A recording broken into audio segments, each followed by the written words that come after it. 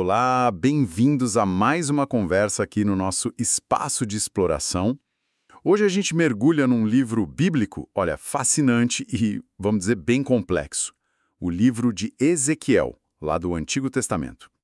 Para guiar a nossa conversa, a gente está usando material base, um resumo chamado Excertos de Ezequiel, Visões, Juízo e Restauração Profética.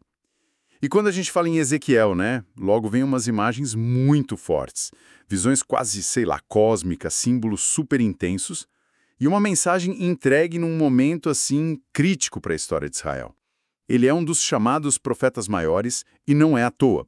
O nosso papo aqui hoje é tentar desvendar os pontos-chave desse livrão de 48 capítulos. A gente quer entender melhor o contexto da época, claro, aquelas visões famosas e as mensagens principais, que vão do juízo à esperança, de um jeito assim o mais claro possível. E só para começar a esquentar, um detalhe crucial. Ezequiel não estava lá em Jerusalém tranquilo, não. Ele estava longe, exilado, lá na Babilônia. Ok, então, vamos começar a desenrolar isso. A barra era pesada, né? Pensa, ano 597 a.C., Nabucodonosor, rei da Babilônia, invade Judá, pega uma parte da elite, incluindo o rei Joaquim e o próprio Ezequiel, e leva todo mundo para a Babilônia. Ele está lá, cativo, junto ao rio Quebar. Imagina o baque cultural e espiritual. Exato. E é nesse lugar de exílio, de perda, longe do templo que era o centro de tudo, que ele recebe o chamado para ser profeta. É bem diferente, né? Jeremias estava lá em Jerusalém, vivendo o drama do cerco. Daniel circulava na corte babilônica. Mas a missão de Ezequiel era ali, ó, no meio dos exilados. Falar para eles. E pensa numa tarefa difícil. O pessoal estava arrasado, muitos descrentes, outros revoltados, e ainda tinha gente teimando que Jerusalém ia escapar, sabe? E aí já tem um ponto que vira o jogo, né? A própria localização da profecia. Deus falando e falando forte, através de um profeta fora da terra prometida, num lugar pagão, no meio dos cativos. Isso por si só já quebrava aquela ideia de que Deus só agia ao falava lá de Jerusalém. Mostra um Deus que, cuja presença não tem fronteira, né? Ele estava ali com eles, na Babilônia. E o livro em si, pelo que o resumo indica, ele tem uma estrutura, uma arquitetura que meio que guia a gente pela mensagem. Não é só um monte de profecia jogada, certo? De jeito nenhum. Tem uma progressão bem clara, quase que uma narrativa teológica, vamos dizer assim. Dá para pensar em 3 grandes blocos que vão mostrando como o plano de Deus se desenrola ali. O comecinho, ali até o capítulo 24, mais ou menos, o tom parece bem carregado, né? O foco é quase todo nos avisos sobre a destruição de Jerusalém. É tipo alerta atrás de alerta. Sim, é a fase do juízo sobre Judá. A linguagem é dura, as imagens são fortes, porque a situação era limite, né? A mensagem precisava chacoalhar o pessoal. Aí, num segundo momento, ali pelos capítulos 25 a 32, o foco meio que se abre, né? Ezequiel começa a falar não só de Israel, mas manda uns recados bem diretos para as nações vizinhas. Amon, Moabe, Edom, até a poderosa Tiro e o Egito. Essa parte é muito importante, teologicamente falando. Mostra que o Deus de Israel não é só um Deus local, tribal. Não, ele é o Senhor da história de todas as nações. Nenhum império, por mais forte que fosse, estava fora do controle ou do juízo dele.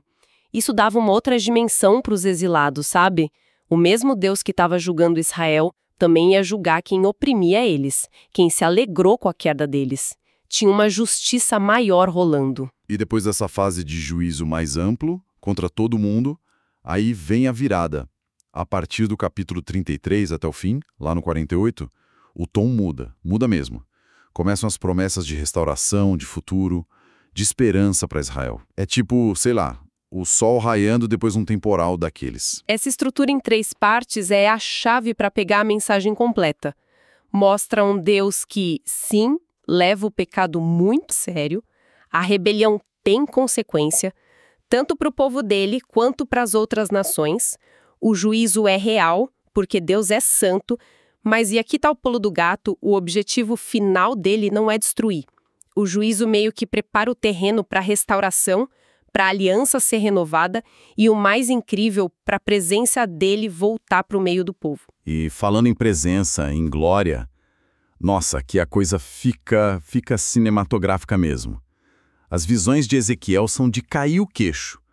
O livro já abre com um impacto visual absurdo. A visão da glória de Deus. Tenta imaginar a cena. Um trono que brilha como safira, aqueles seres estranhos com 4 rostos, homem, leão, boi, águia, e aquelas rodas dentro de rodas, cheias de olhos se movendo juntas. Uau! Que jeito de começar um livro. E essa visão não é só um show de luzes, né? Ela já estabelece ali de cara temas que vão voltar sempre. A santidade de Deus, que é algo avassalador, a soberania dele sobre tudo e a mobilidade da sua presença. Fica claro, Deus não está preso num templo, numa cidade. A glória dele se move, pode aparecer em qualquer lugar, inclusive ali na Babilônia com os exilados. É uma mensagem fortíssima de que, ei, Deus não abandonou vocês aqui. Logo depois vem o chamado dele, né? E tem aquela cena muito forte dele tendo que comer um rolo de pergaminho. O detalhe que sempre me marca é o contraste. O gosto era doce na boca, tipo mel. Só que o rolo estava cheio de lamentos, gemidos e ais. Doce e amargo. Simboliza perfeitamente o que é ser profeta, né? E a natureza da palavra de Deus é doce, porque vem de Deus, é verdade, é revelação, mas é amarga, porque naquele momento trazia mensagens muito duras de juízo, de confronto, mostra a tarefa difícil que ele tinha, entregar a mensagem fielmente, mesmo que doesse, mesmo que o povo resistisse. E Ezequiel não ficava só no discurso. Ele usava o próprio corpo, fazia umas performances, umas ações simbólicas muito doidas, para a mensagem grudar na mente do povo. O resumo descreve isso bem. Ele faz uma maquete de Jerusalém e finge que está cercando a cidade. Deita de lado por não sei quantos dias, representando os anos de pecado. Cozinha pão usando esterco como combustível para mostrar a impureza e a fome que viriam. Chega a raspar cabelo e barba e dividir os fios para simbolizar o destino do povo. Fome, guerra, exílio. É muito visual, muito forte. Eram ordens diretas de Deus, não invenção dele.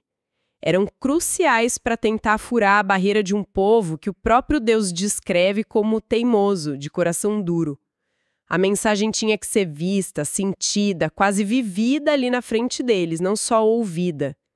Eram como que encenações da realidade terrível que estava para acontecer em Jerusalém por causa da idolatria, da injustiça. Mostravam a urgência, a seriedade do juízo que estava chegando. Então, depois desse foco todo em Jerusalém, nos pecados de Judá, aí vem aquelas profecias contra as nações que a gente comentou. Tiro, por exemplo, leva uma bronca daquelas, e a descrição da queda do rei de Tiro é tão carregada que tem gente que enxerga ali uma figura de linguagem para a queda de Satanás, né? O Egito também não escapa. E juntando isso com o resto, reforça aquela ideia da soberania de Deus sobre tudo.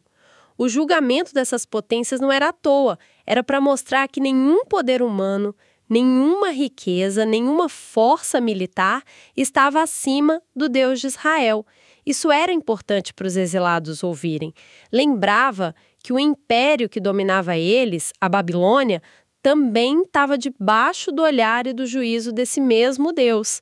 Tinha uma justiça maior em andamento. E no meio disso tudo tem um conceito que se destaca, né? O de Ezequiel como atalaia, uma sentinela. Deus fala para ele que ele tem a responsabilidade pessoal de dar o alarme. Se ele avisar o pecador e o cara não mudar, problema do cara, o atalaia está livre. Mas se ele não avisar, aí o sangue do pecador seria cobrado dele.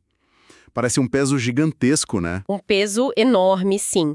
E isso introduz um tema que Ezequiel vai trabalhar muito, especialmente lá no capítulo 18, a responsabilidade individual. Ele bate de frente com aquele ditado popular da época que era tipo, a gente está sofrendo por causa dos nossos pais. Ezequiel vem e diz, não, a alma que pecar, essa morrerá. Cada um responde por si diante de Deus. Isso era bem radical para a época, sabe? Colocava o foco na escolha pessoal na justiça divina que lida com cada um e abria espaço para o arrependimento individual, mesmo no meio do caos coletivo. Falando em responsabilidade, tem um grupo que apanha bastante em Ezequiel, os líderes de Israel. No capítulo 34, ele chama eles de pastores que, em vez de cuidar das ovelhas, só queriam saber de se dar bem, explorando o rebanho. É uma imagem bem dura de liderança corrupta. Muito dura. E essa denúncia toda serve de contraste para uma das promessas mais bonitas do livro. Deus mesmo diz que, já que os pastores falharam, Ele mesmo vai procurar suas ovelhas, vai cuidar delas, vai ser o verdadeiro bom pastor. É uma crítica ferrenha má à liderança, sim, mas é mais ainda. É uma promessa messiânica poderosa. Deus não ia deixar o povo na mão. Ele mesmo ia intervir para guiar, proteger, restaurar. E essa imagem, claro, a gente vê se cumprindo lá na frente em Jesus. E é a partir daqui que a esperança começa a ganhar mais força, né? O capítulo 36 traz aquela promessa, nossa, é de arrepiar. Deus falando que vai dar ao povo um coração novo e um espírito novo. Vai tirar aquele coração de pedra, duro, insensível, e dar um coração de carne, que responde a ele. E mais, vai colocar o seu próprio espírito dentro deles para que eles consigam viver como ele quer. Essa promessa é talvez a mais profunda de Ezequiel. Uma das mais importantes de todo o Antigo Testamento, eu diria. Aponta para uma mudança que não é só voltar para a terra. É uma transformação interna, radical. Uma regeneração espiritual que vem do próprio Deus. É a solução para o problema do coração humano rebelde, que foi a causa do exílio, né? É a base para uma restauração de verdade. E para ilustrar o poder dessa transformação, logo em seguida vem aquela visão famosa do vale de ossos secos. Ezequiel é levado para um vale cheio de ossos humanos muito secos, espalhados. Deus pergunta, será que esses ossos podem viver de novo? Aí, com a palavra do profeta e o sopro do Espírito, os ossos se juntam, ganham nervos, carne e pele e se levantam. Um exército vivo. Que imagem! Uma imagem poderosíssima. Fala de ressurreição da nação, de renovação espiritual. Imagina o impacto disso para os exilados.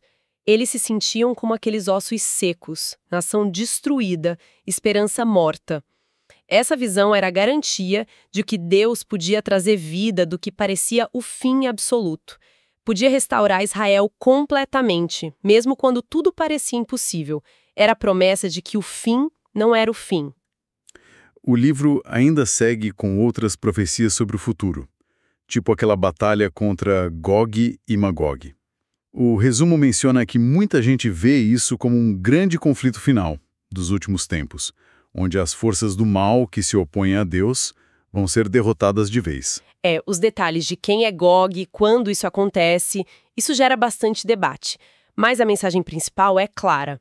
A vitória final é de Deus. Ele vai triunfar sobre toda a oposição e garantir a segurança do seu povo para sempre.